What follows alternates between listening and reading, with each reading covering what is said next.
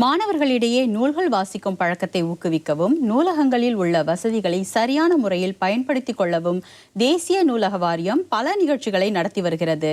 அந்த வரிசையில் நூலகத்தில் குதூகலம் என்னும் நிகழ்ச்சி இன்று நடைபெற்றது.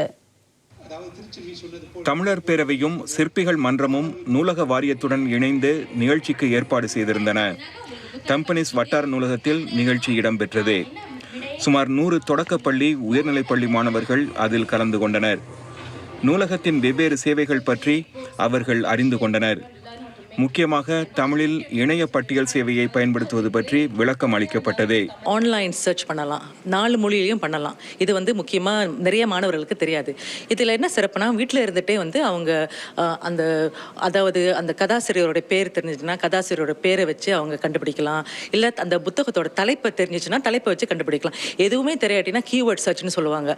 அதாவது உதவி சொற்கள், அதை கொண்டும் உதவி சொற்கள் தேடல் கொண்டும் அவங்க கண்டுபிடிக்கலாம். இந்த மாதிரி பல வகையில் அந்த இணையதள பட்டியல் பெரும் வகையில் உதவி செய்யுது. மாணவர்களின் பள்ளி பாடங்களுக்கும் ஒப்படைப்புகளுக்கும் இது போன்ற சேவைகள் பேருதவியாக இருக்கும். மாணவர்கள் புத்தகங்களை தேடி அலைய வேண்டிய அவசியமில்லை.